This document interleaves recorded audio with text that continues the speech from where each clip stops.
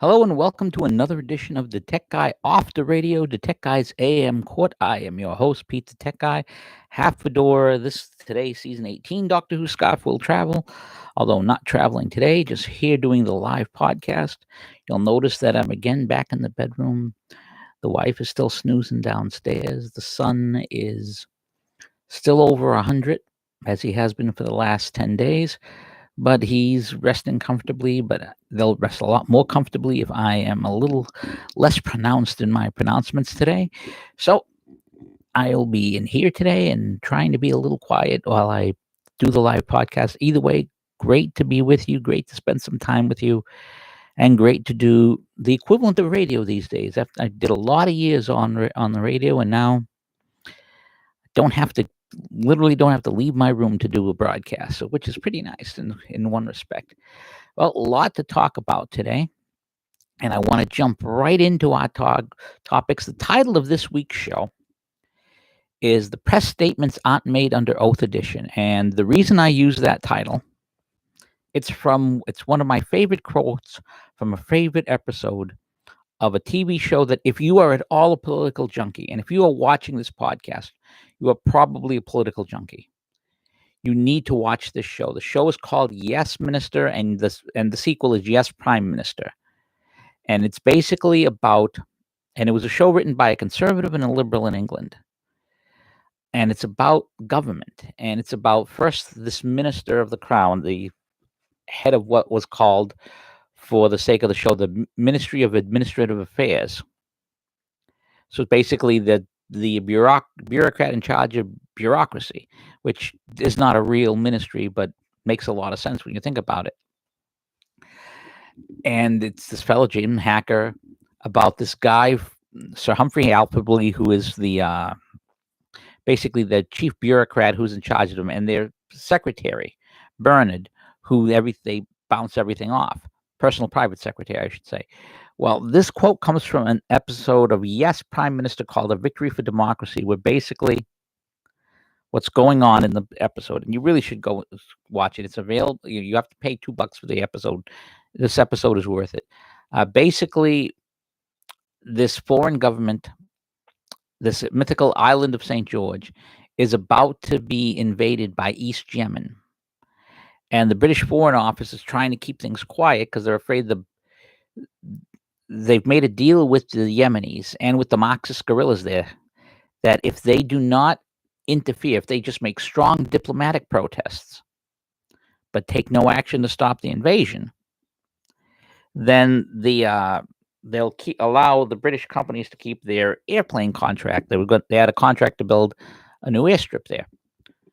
Well, the Prime Minister keeps getting around the edges of this, that this is going on, but doesn't actually figure it out till he ends up in a meeting with the Israeli ambassador at lunch, because he had asked for Britain to abstain in a vote against Israel. And the Israeli ambassador says, what are you going to do about St. George's? And he fills them in that the Marxist guerrillas are planning to attack, and America is planning to invade to counter them. And of course, this is around the time of Grenada, so he's over there. The British are the Americans invading a Commonwealth country. The palace will go through the roof, and I'll be embarrassed. So what can I do?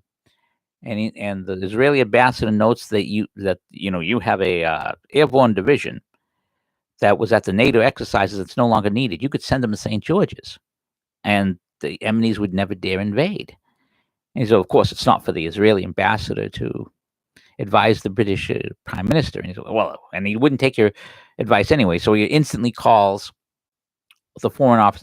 The foreign minister says, I want St. George to invite these people, this thing. It's just a goodwill visit, this airborne battalion.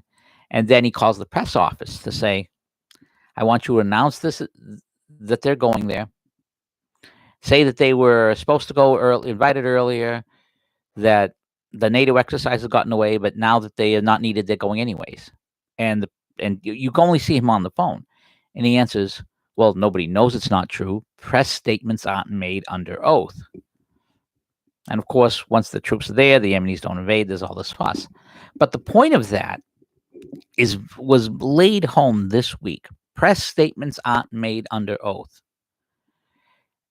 And that's important because for the last 3 years, since the day Trump was sworn in, we've seen person after person on the news insisting. You go to CNN, you go to MSNBC, you go to the news on TV. You were told over and over and over again that there was evidence that Trump colluded with Russia. There was evidence that it's an open and shut case. This is having, and Adam Schiff was over there. We've got the evidence. We've got the evidence. This is all going to. We're going to prove this. And it led to impeachment. It led to impeachment over a phone call over the Ukraine. Because remember, you had Jeff Sessions recusing himself. You had Ron Rodstein, the rather corrupt, in my opinion, acting attorney general, appoint Mueller. Remember, Mueller wanted to find something. If there was any there, it would have been all over the place. And even the cases the indictments that he brought, by the way, they've all been dropped. We haven't, that didn't get a lot of press for some strange reason, mind you.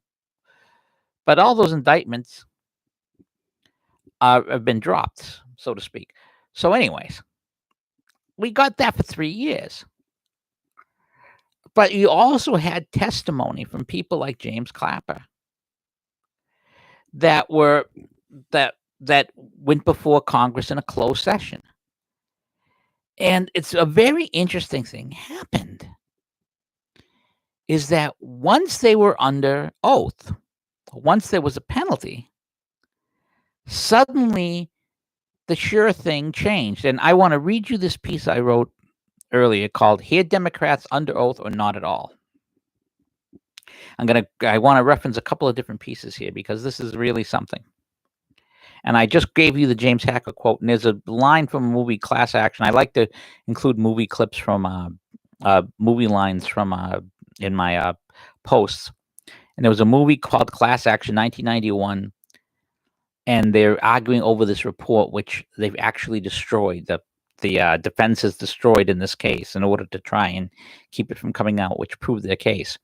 He's over there. It's not he's mentioning this report. It's not hypothetical to Dr. Pavel. He wrote it.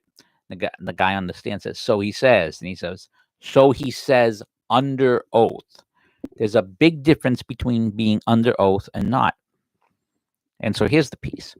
One of the principles of capitalism is the cost-benefit analysis, i.e., does the cost of a particular action or decision produce a sufficient benefit to make it worthwhile? It's risk versus reward.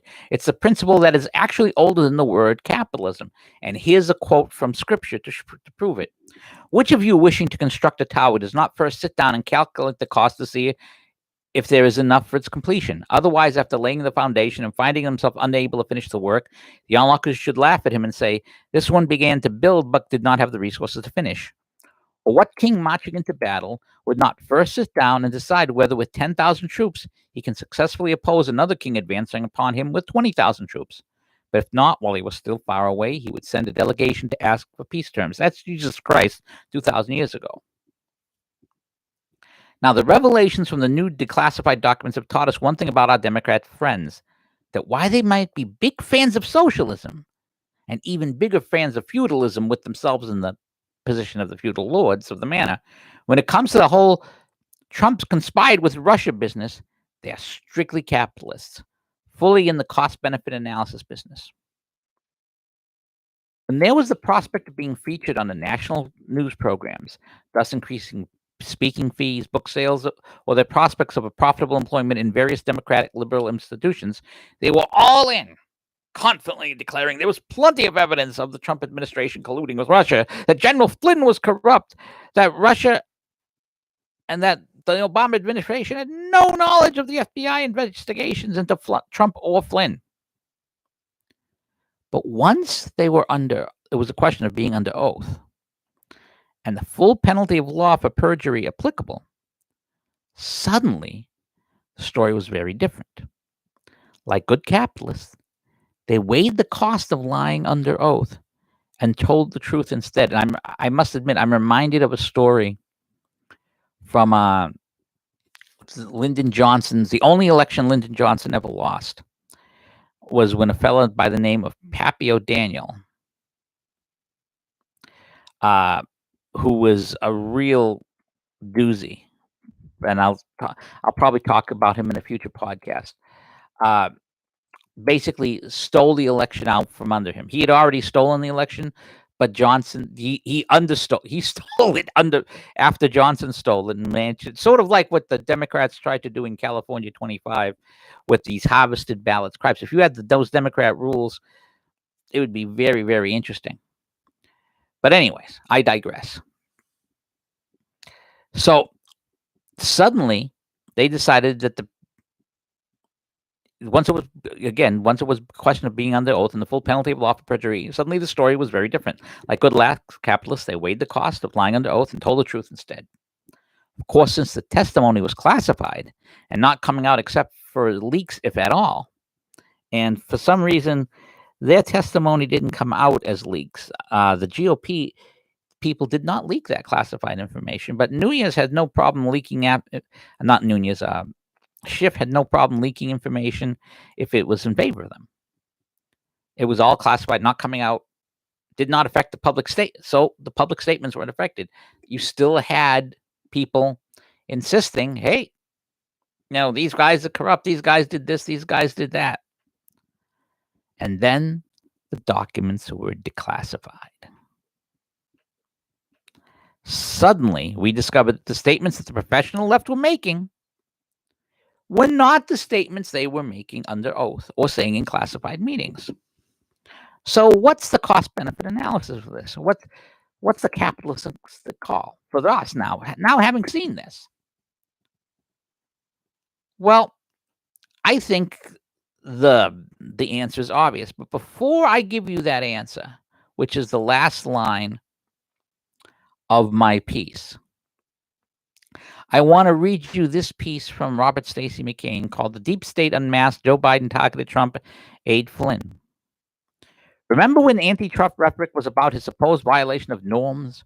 Remember when Trump's criticism of hostile media was considered a threat to the free press? Yeah, forget all that. Quote, the director of rapid response for former Vice President Joe Biden's campaign called the CBS News senior investigative correspondent Catherine Herridge a right-wing hack in a tweet that was later deleted. Andrew Bates criticized Herridge in the deleted tweet for her exclusive reporting obtaining Acting Director of National Intelligence Richard Grendel's notification to Congress. The notification contained a list of dozens of former Obama administration officials who reportedly asked for documents that led to the identity of former National Security Advisor Michael Flynn being unmasked from intelligence reports between the 2016 election and President Trump's inauguration. Now, remember, this is actually very key. All of this stuff is taking place not even during the election. This is during the transition. This is between now and, if you'll pardon me for looking away, I'm checking emails to see commentary here. We are actually at the point where Obama, the transfer of power is taking place. So they are trying to sabotage him during the transfer of power. They are trying to get rid of this guy during the transfer of power, which is an amazing and an unprecedented thing in the history of America, and a sadly unprecedented thing. A copy of the list obtained by The Hill, which is not a friendly newspaper to the president, and in particular, and Republicans in general, includes Biden, former White House Chief of Staff Dennis McDonough, attacking the press and so on and so forth. Attacking the press and attempting to intimidate independent media is a standard part of the authoritarian playbook, Biden said in a statement earlier this month. Effort to undermine public confidence in this integrity via fact-based reporting violates our core American values and threatens our system of government. As recently as May 3rd, the Biden campaign considered it authoritarian to criticize independent media. When the media reports that Biden was part of the Obama administration illegal surveillance of their political opponents, suddenly the standards change. You're a right-wing hack if you think it was wrong for Biden to exploit the U.S. intelligence apparatus as a weapon against Trump's incoming administration by unmasking General Flynn's communications. They think we don't see this. Democrats think the American people are too stupid to understand what's going on here. I hope they're wrong. And it's amazing to find out who was at these meetings, and Obama was at these meetings. So all of this is coming out. So what does this teach us? And even more interesting to note is that of the members of the press, the only person who criticized this, these press people who have been so big on Trump's attacks on the media. Here's a tweet from Stephen Crocker. 24 hours since the Joe Biden campaign outrageously and unfairly attacked CBS News' Catherine Heritage. Not one colleague of Heritage just has come to her defense. No John Matrix, no Paula Reed, no Marge Bergman, no one. Jake Tapper is the only prominent media member who has. And Tapper followed that up with a tweet attacking Trump. He did it with a caveat. That's how bad it is. That's and think about it. And he's the only one. But this is where we are. This is where we are with the left. And this is where we are with Democrats. So I propose a new standard concerning Democrats when it comes to statements they make. And that standard is going to have to be, we can only believe them under oath. Because if they're not under oath, clearly, if a Democrat is not under oath, then we have no reason to believe them. And let's also remember something else. And I want to go to this Byron York story. And this Byron, and because remember Devin Nunes, who before the Democrats took over the House in 2018, Nunes was the chair, and he was going on about how the Democrats were doing this corruptly. Here's the piece from Byron York. Devin Nunes vindicated again. Think back to March 2017. Republican Representative Devin Nunes, then chairman of the House Intelligence Committee, announced he had learned about the unmasking of Trump transition officials by the outgoing and Bauer administration. Most people didn't even know what unmasking was. It refers to the disclosure of names whose communications were incidentally picked up by U.S. intelligence surveillance. In the case of one American unmasked was General Flynn, the incoming Trump national security advisor, whose conversations with Russia Ambassador Sergei Karnikov were intercepted by U.S. spies. The unmasking led to enormous grief for General Flynn and the country. Now, what I'm going to do before anything else is before I continue, I'm going to add this link to the chat so that you can read the piece yourself afterwards if you don't want to listen to me reading it to you. The unmasking stunt was completely fabricated, said the Obama. Now think about this. The unmasking stunt was completely fabricated, said former Obama justice official Matthew Miller. Devin Nunes is dangerous, pronounced the New York Times' Frank Bruni. Nunes faced scandal, declared the New Yorker. Similar sentiments echoed across the hallowed halls of the Washington Post, the Times, CNN, and MSNBC. Then everyone moved on. There was much more to discover. In 2018, Nunes announced the source of the notorious Steele dossier and the fact that U.S. intelligence used false allegations to win court approval for a wiretap of former Trump campaign official Carter Page. Nunes was again denounced. His discovery was, wait for it, a charade, a stunt, a fiasco. But of course, Nunes was right. And this has really been, and again, I'm jumping out of the piece for a second because I want to tweet this out. This has really been the story of this show, in that Nunes has warned people over and over and over and over again about what's been going on here. And the left has over and over and over again said it was BS. But over and over again, he's been proven right. Because the media left, if they're not under oath, you don't believe them. If they're not under oath, you don't believe them. I'm going to tweet this out to see if we can get a few more eyeballs here. Now,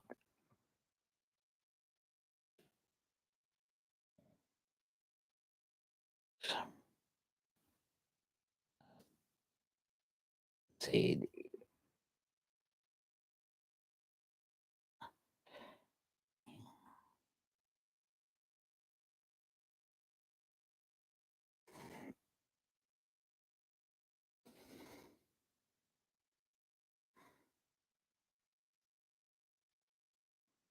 The Obama POTUS 44 administration and Flynn.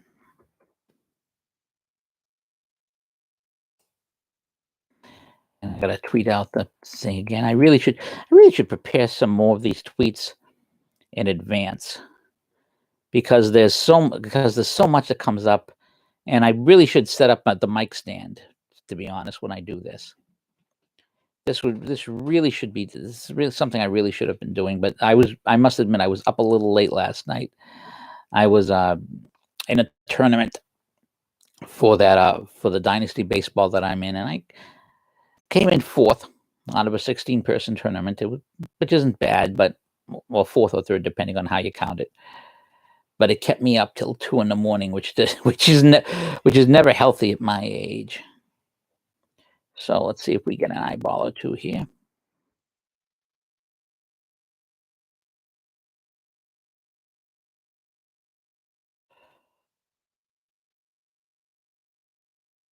Okay, we'll tweet that out. So let's get back to the Byron York piece. So now back to the unmasking. Thanks to the efforts of Richard Grendel, the temporary head of U.S. intelligence, the list of Obama officials who submitted requests to unmask Flynn during the transition has finally been declassified. A total of 16 Obama officials sought secret information about Flynn, including Vice President Joe Biden, Director of National Intelligence James Clapper, CIA Director John Brennan, FBI Director James Comey, UN Ambassador Samantha Power, Treasury Secretary Jake Lew, and White House Chief of Staff Dennis McDonough. These requesters were authorized to receive this information about unmasking. Perhaps all of them had entirely illegitimate and unremarkable reasons to need to see it. But the bottom line is, there sure were a lot of Obama people interested in Michael Flynn during the transition. What did they want?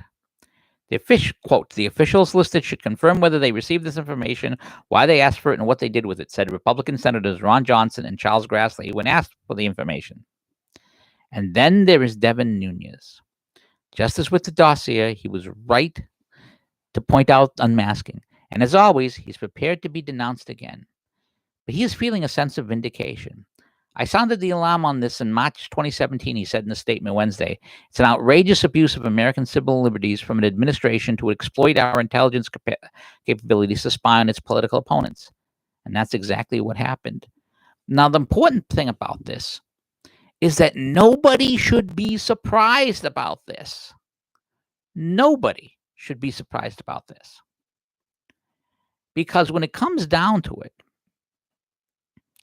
what we have here is a cheap Chicago thug, Barack Obama, from a corrupt Chicago machine, who brought those Chicago tactics to the White House when he was elected.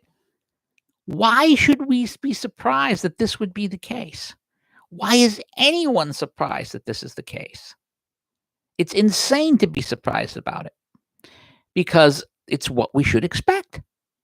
It's what you elect a cheap Chicago thug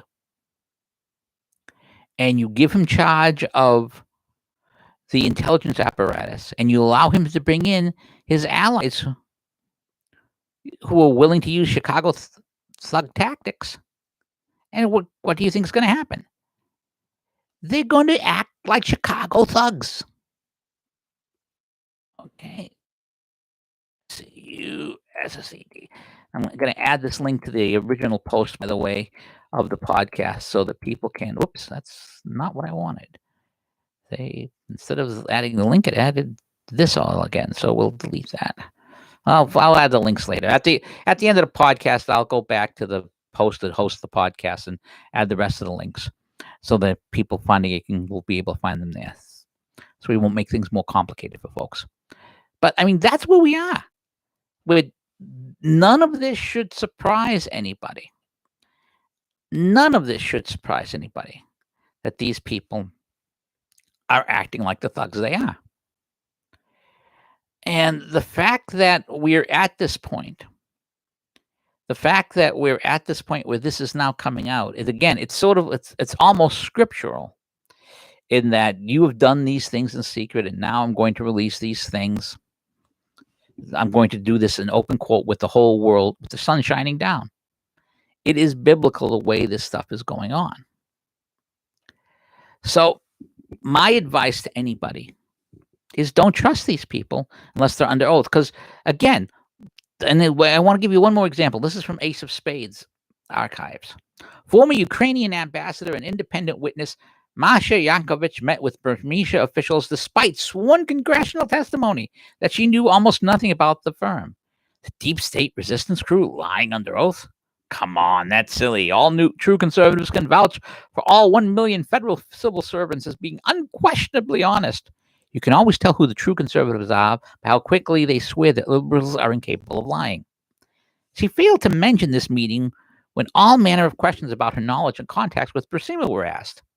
Quote, during President Trump's impeachment, former U.S. Ambassador Marie Yovanovitch testified to Congress that she knew little beyond an initial briefing and, quote, press reports about Burisma's holdings, the Ukrainian national gas firm that had hired Vice President Joe Biden's son Hunter and was dogged by a corruption investigation. It just wasn't a big deal, she declared under oath on October 11th, 2019. But newly unearthed State Department memos obtained under the Freedom of Information Act show Yankovich's embassy in Kiev, including the ambassador himself, was engaged in several discussions and meetings about Burisma as the gas firm scrambled during the 2016 election in transition to settle a long-running corruption investigation and polish its image before President Trump took office. She was directly involved in talks with Burisma about the resolving corruption charges against it, which, if you remember, was exactly the thing that was being asked about. Yankovich, for instance, was specifically warned in an email by her top deputy in September 2016, 3 years before her testimony, that Burisma had hired an American firm with deep Democrat connections called Blue Star Strategies to rehabilitate the reputation of the Ukrainian gas firm and had placed Hunter Biden on its board, the memo show.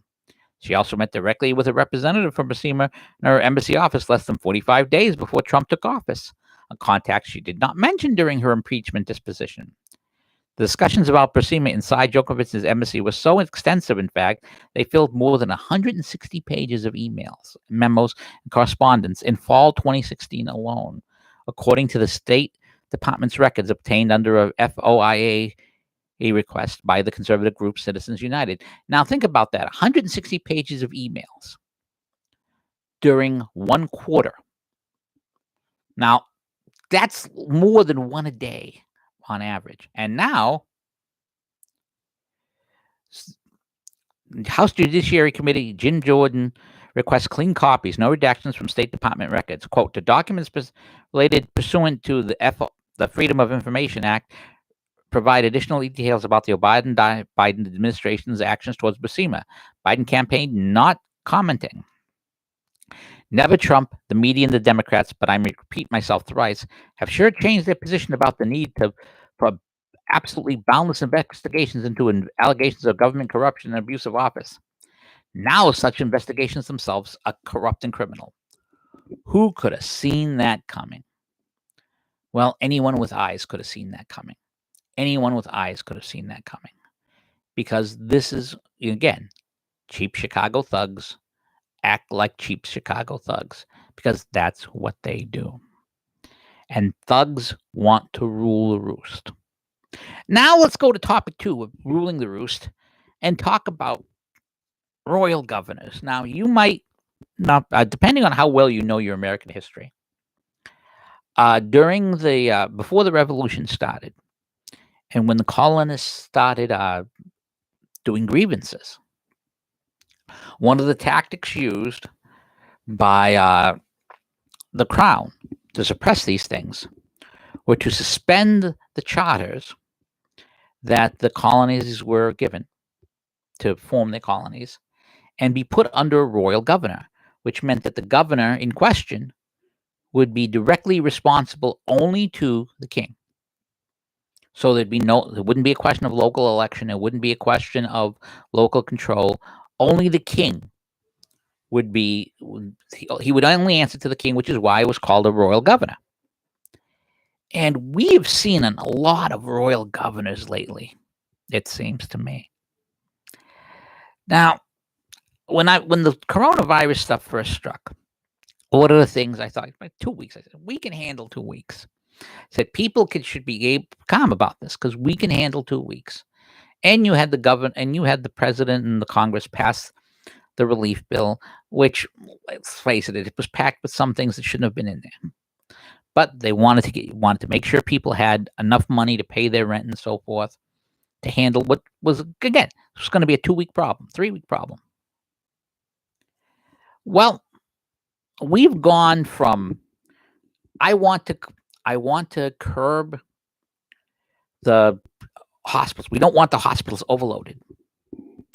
To we're going to wait for a cure.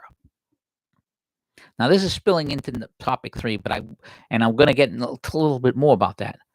But what's been really interesting is watching how people have acted with the authority of an emergency. Lincoln once said, if you really want to find out reveal a person's character, give them power. Because when people have power, how they use that power will really determine if these people can be trusted with power. Because a person who can be trusted with power will use it wisely and prudently. A person whose main concern is the public trust will take that public trust seriously. One of my favorite lines of one of the reasons why I always liked Grover Cleveland as president was his thing: a public office is a public trust. He understood that he worked for the public, and that made a difference. And his decisions, right or wrong, were made based on that realization. But we've seen governor after governor go after, take power and say, okay, we are not going to reopen our states. We are going to demand these things. We are going to restrict people. And we've seen in Michigan a barber who went out to have haircuts. So then this is the difference here. When we saw a judge overreact in Texas to a woman who said, I have to feed my kids, and jailed her, you saw the governor of that state saying, let this person out, and you saw a ruling saying, you don't have the authority to do this. This is not an imperial system. This is not a feudal system. You are not their liege lord. In Michigan, we saw a 70-something-year-old barber lose his barber's license. The government of Michigan stripped this barber of his barber's license because he dared cut hair against the wishes of the governor. We have seen California create more restrictions. We're going to be shut down for months now. It's not just that we are going to stay closed down for months. Now, in some places, they're getting challenged. Elon Musk challenged them. Loretta Sanchez told him to go F himself. And he said, well, message received, got ready to move elsewhere. But they let him reopen because that's a lot of money there. Didn't want to deal with that problem. But we're seeing more and more governors, even my own governor, Charlie Baker, who has not covered himself with glory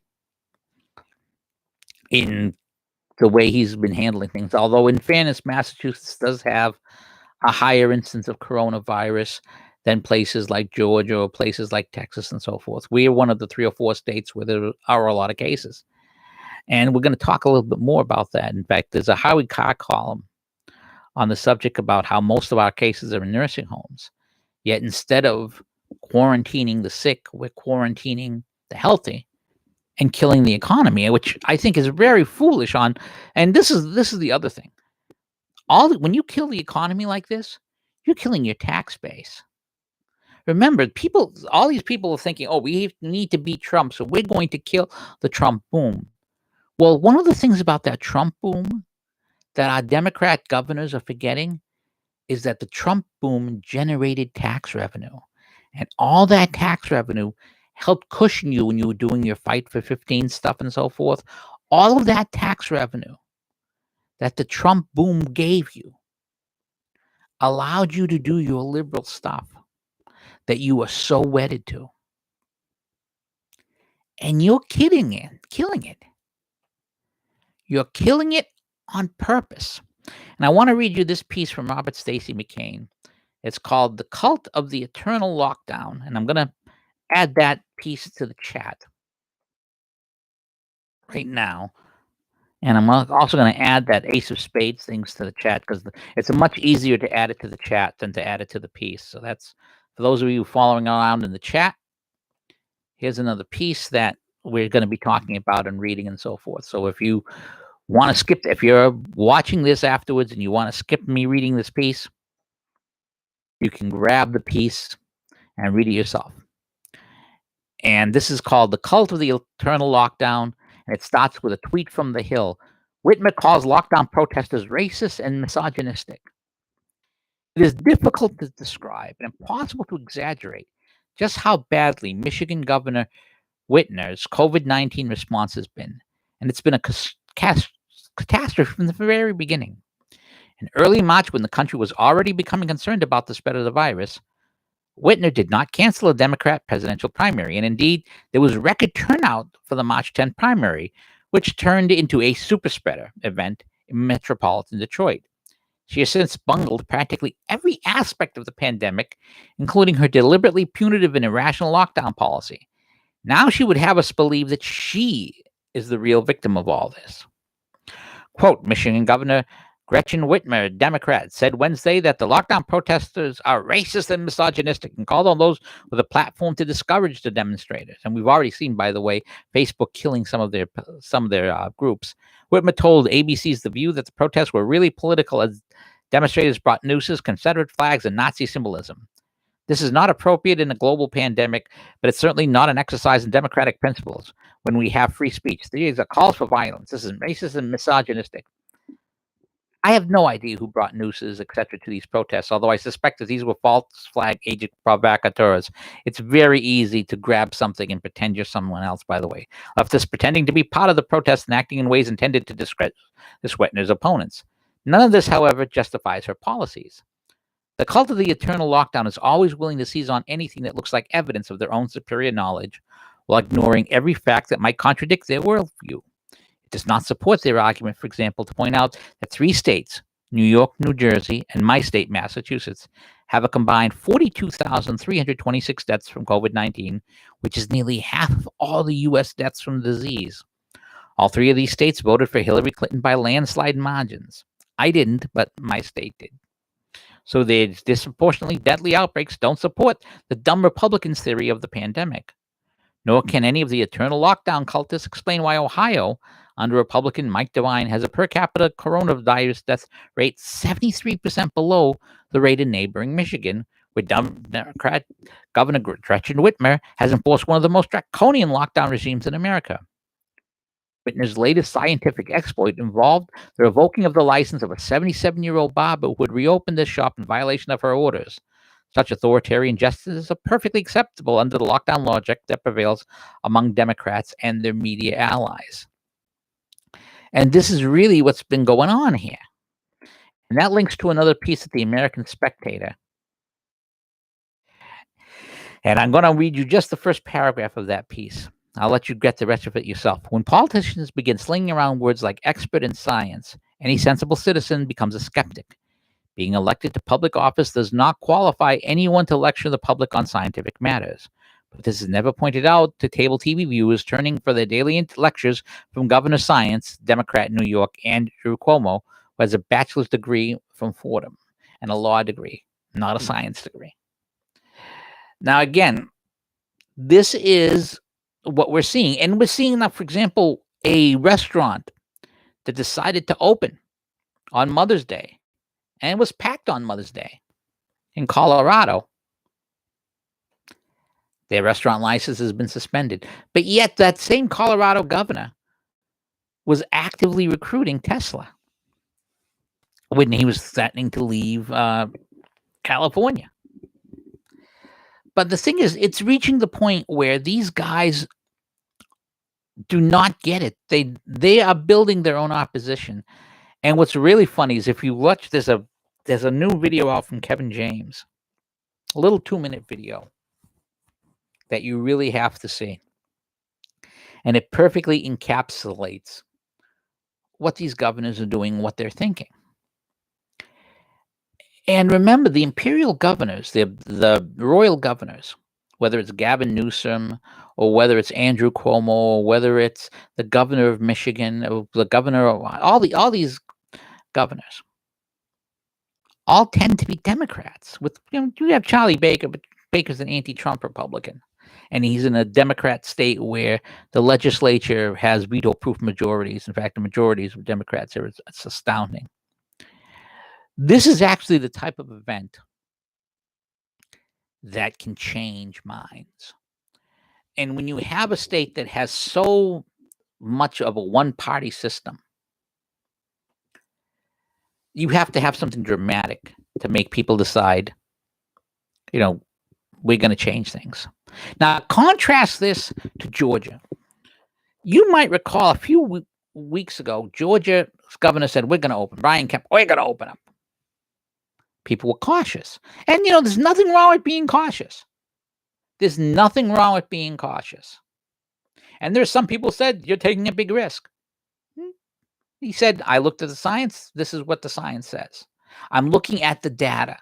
Remember what Feynman says. It doesn't matter how beautiful your experiment is. If it doesn't agree with the data, it's wrong. Nothing wrong with criticizing this. But the people were going on about how this was going to be, it's practically Georgia genocide. This is from TruePundit.com. Georgia reopened and so far has seen no noticeable change in daily new coronavirus cases. Governor Brian Kemp, a Republican, was criticized by everybody from the mainstream media outlets to public health officials to President Donald Trump himself, who plans to reopen businesses and lift the coronavirus lockdown restrictions early. So far, Kemp's decision appears to be the correct one. According to the Johns Hopkins Center for Health and Security, Georgia hasn't seen the spike in new coronavirus cases that many predicted from the organization's daily member. Quote, Georgia appears to have passed the peak in daily incidents. The peak of Georgia's 7-day moving average, April 20th, now falls outside the 14-day window during which new cases may not yet be reported. Georgia was one of the first states to begin relaxing social distancing measures. There's not been a noticeable change in the daily incidents since that time. Georgia began reopening Friday, April 24th, and today is May 15th, so that's almost a month ago. President Trump responded to the plan saying, I disagree strongly, it's just too soon. University of Washington's Institute for Health Metrics and Evaluation Model, which has made headlines for being extremely wrong on multiple occasions, said Georgia should wait until late June to open. So again, everybody's on, you can't do this, you can't do this. Bad things are going to happen because of this. And now this redirects me to the Blaze, which is where this was taken from. Atlanta Mayor Keisha Bottoms. I'm sorry, that name is just too funny. There's I'm sorry. It sounds like something. It sounds like a stage name for a webcam act. Respond by saying, and if you're offended by that, I'm sorry. Jokes are funny. You need humor. John Clee, if she probably was teased a lot about it as a kid. Well, unless that's her married name, but I'm sorry. If you're strong enough to be governor, you're strong enough to take a joke. If you can't take a joke, if you're supposed to be a mayor of Atlanta, one of the big cities, if you can't take a joke about your name being Keisha Bottoms, oh my God, that sounds worse. It sounds worse every time I say it because I keep thinking of Keister. She's surrounded. It felt like they were living in an episode of The Twilight Zone. Now then, it's been nearly 2.5 weeks since the start of the reopening process. The rate of new cases has been relatively flat. There does appear to be a political cost for reopening early in terms of the public approval of governor's handlers of COVID-19. Kemp's approval at that question is only 39%, contrasted with someone like Ohio Governor Mike DeWine, who embraced stricter policies and is at 86%. Polls show that despite increased economic hardships, the public mostly favors a cautious approach. But the bottom line is, Kemp was right. His state is opened, and you don't see blood, devastation, death, war, and horror. Just people who are out doing their things, everything from restaurants to gardening. And I don't know how many people got that Monty Python reference, but We'll see. But the question is, how many people in the media have decided that is newsworthy? Just about nobody. So, I mean, you could call this Georgia not on my mind. And that's what it really is. As long as the narrative, as long as the narrative could be reckless Republican, the media was right on it. But as soon as it confirmed that that was not the case, as soon as it turned out he was right, Georgia became a non-story. That's the news. And that's the difference between the imperial governors and the non-imperial governors, the royal governors. I suspect that this is going to backfire on the royal governors very badly, which is why the Democrats are trying to get vote by mail everywhere, because they're going to have to cheat to win. They're going to have to cheat to win. It's pretty sad. Now, speaking of things that are pretty sad, let's get to our third topic about some murders being more equal than others. You might remember last week I talked about the murder of a man named Calvin Merlin.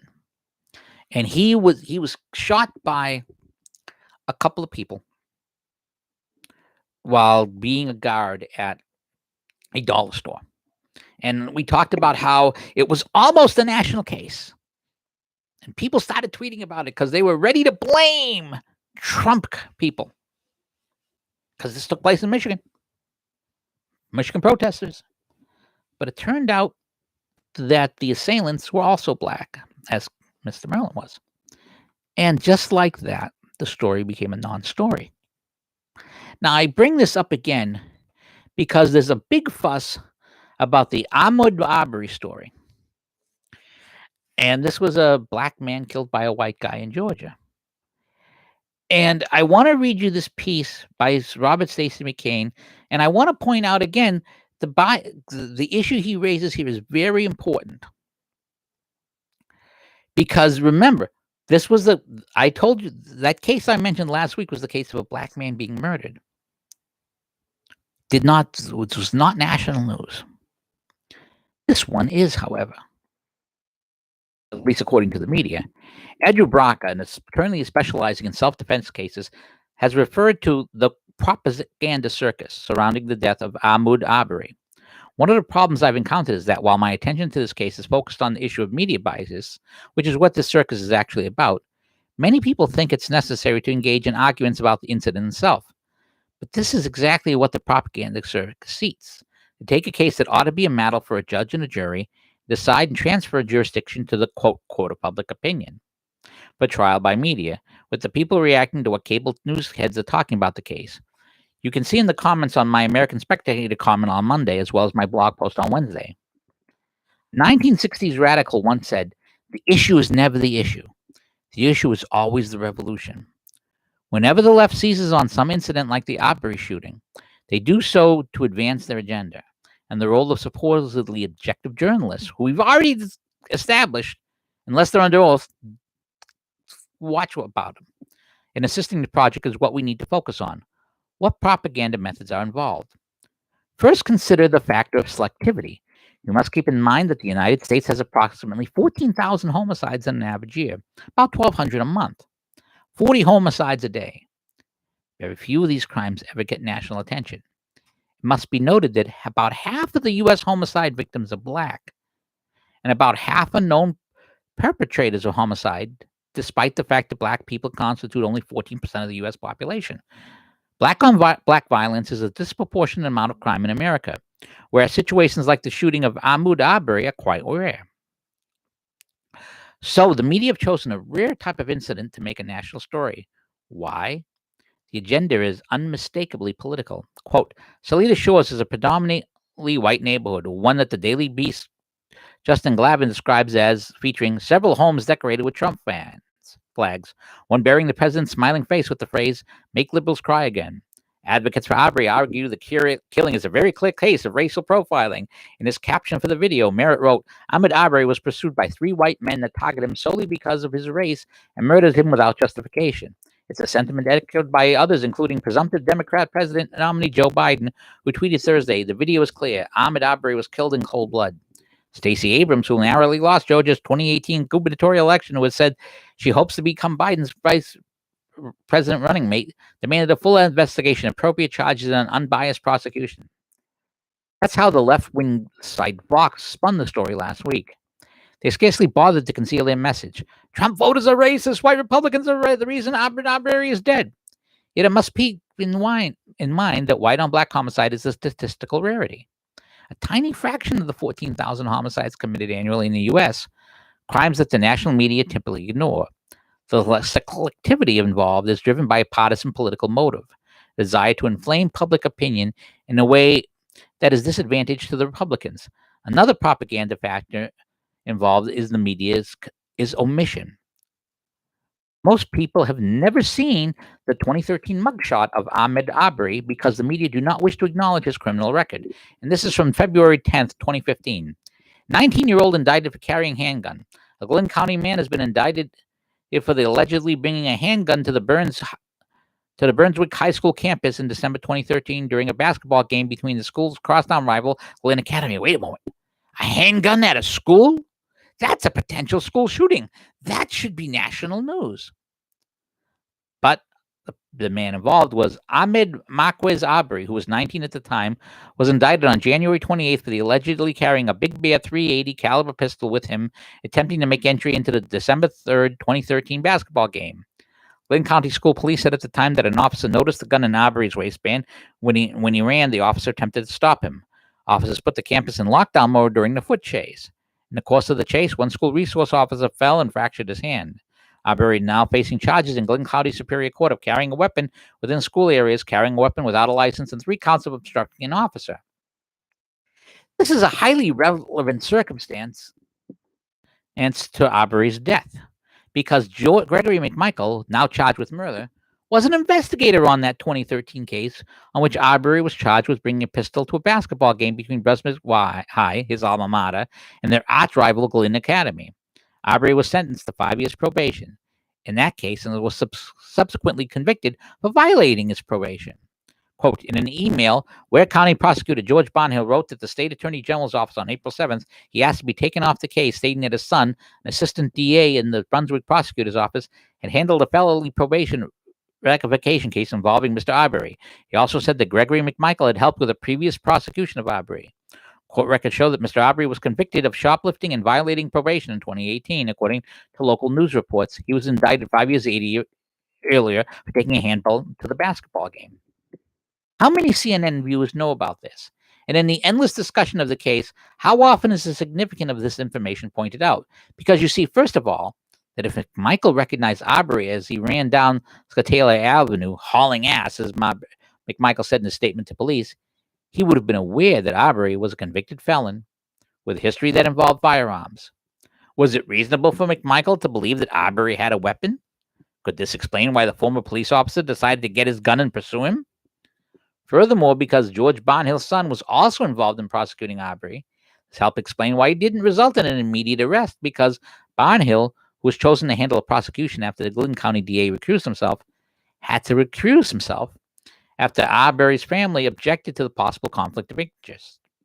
My purpose in drawing this attention to this is not to argue about the shooting, but rather to show how the omission of these facts supports the public perception of the case.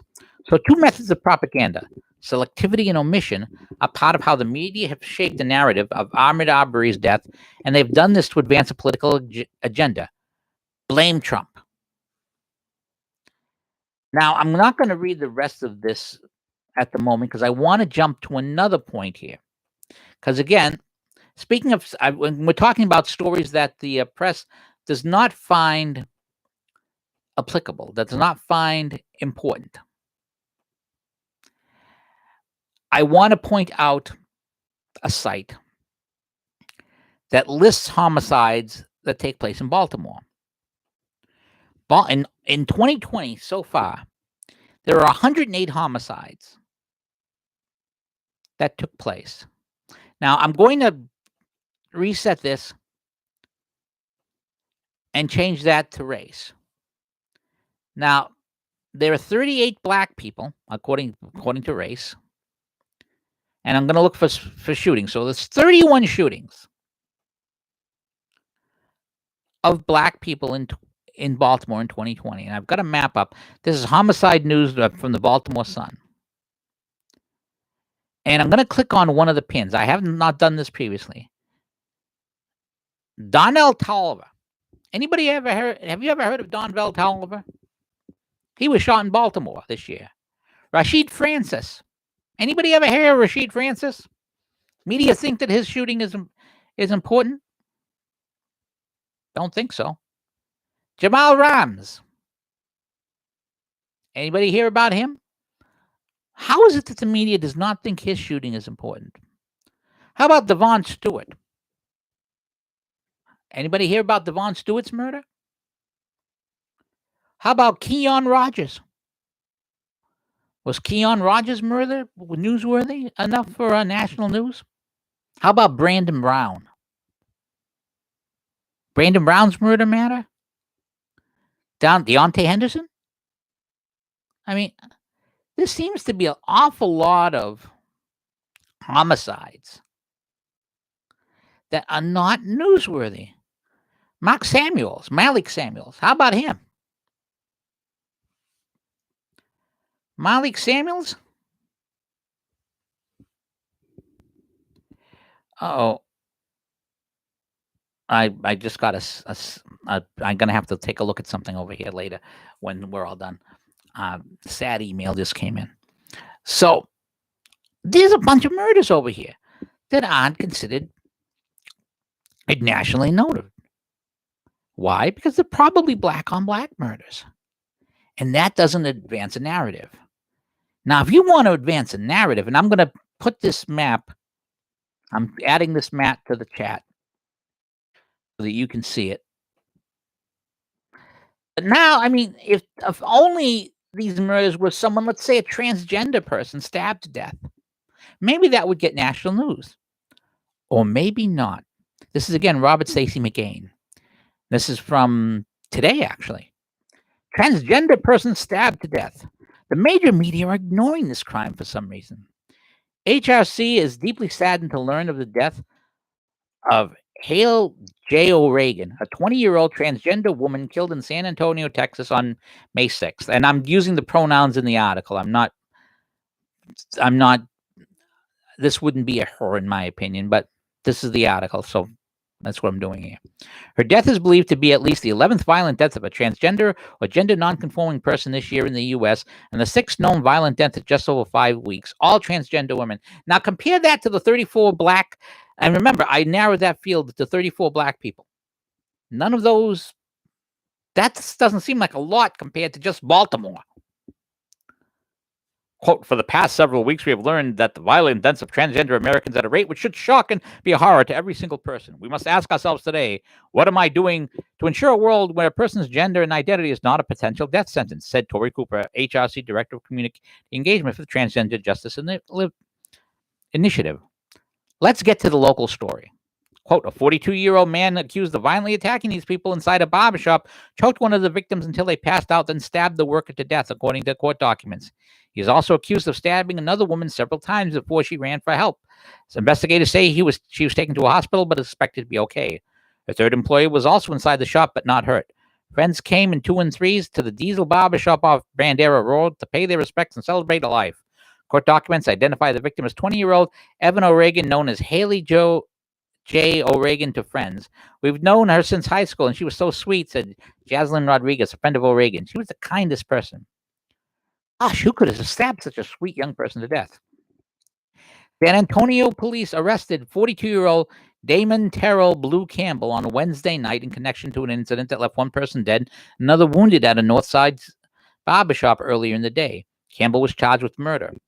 At around 12:15 p.m. on Wednesday, officers were called to the Diesel barbershop on Brandon Oaks Shopping Plaza for a cutting in progress.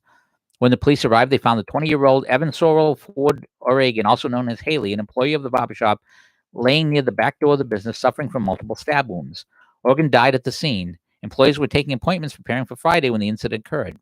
After speaking outside, witnesses said O'Regan and Campbell walked into the shop together to schedule an appointment, according to the arrest affidavit.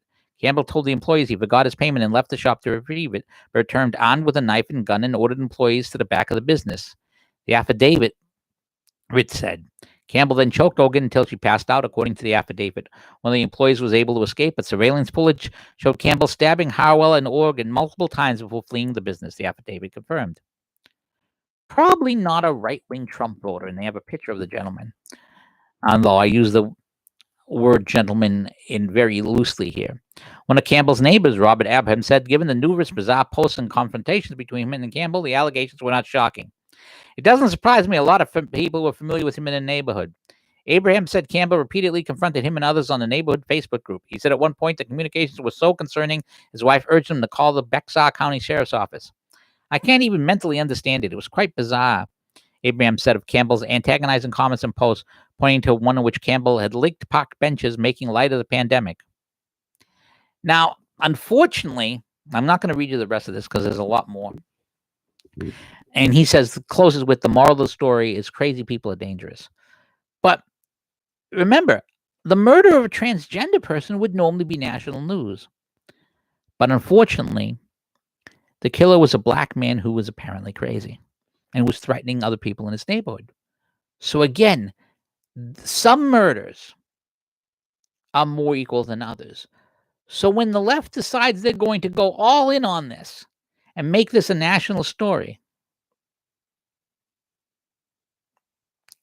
then be suspicious. I'm going to read you the end of Stacey McCain's piece. The media deliberately distorting the case, using it as propaganda to incite racial anger to advance their political agenda. Stop arguing the case and instead turn the camera around, as Andrew Breitbart used to say. Force the media to defend their bias. Hold them accountable for their selective validity and omissions. Why are they reporting on this homicide rather than covering any of the other approximately 40 homicides that happen every day in America? What makes this Georgia case more important than any other's case? Now, I would ask, what makes this case more important than the ones that I've already pointed out, the links I've already done? But we can also turn this into the coronavirus. Now, a lot of you might not be old enough to remember the AIDS epidemic when it first struck. AIDS was killing a lot of people, mostly gay men. And the primary transmission of AIDS and the HIV virus was, and still is, homosexual sex.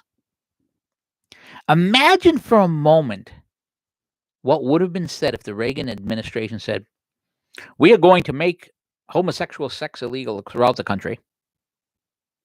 And we're going to find people who have it because of the danger of AIDS, because we need to protect the public. Imagine if the governor of California had said that. Imagine if there had been a lockdown because of it. Imagine what the left would be saying. AIDS killed a lot of people and really fast. Of course, now it's reached a point where some groups actually will pass on the virus because while it still wrecks your immune system, there's treatment that makes it non-fatal. I mean, it could still kill you, but you have your survival rate is much better. People live with the HIV virus. Magic Johnson has the HIV virus and has been alive for years. But there's still no vaccine. How come the gay community was not locked down? And what would the reaction have been? The reaction, I think, would have been the same reaction that the protesters are having now. And when people ask this question, say, oh, you don't want people to die.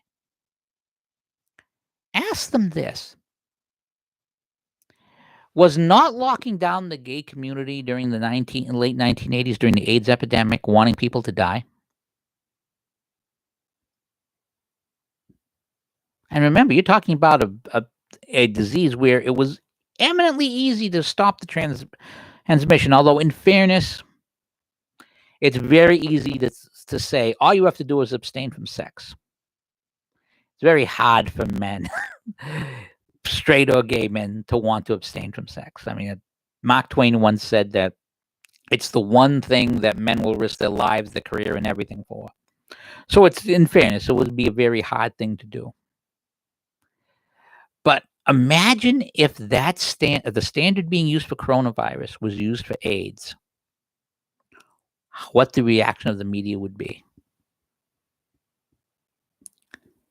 And then make your decision as to whether or not these restrictions are worthwhile. Well, we've been here for over an hour, and that's all the time we have. And I have several things I have to do today. So we're going to be ending it here. I want to remind you that if you liked this podcast, if you thought it was worthwhile, or if you thought that it was controversial and I'm some sort of bigot, however you like, you can up arrow it or down arrow it. If you, at least I know you're watching it. Share it with your friends if you think it's worthwhile.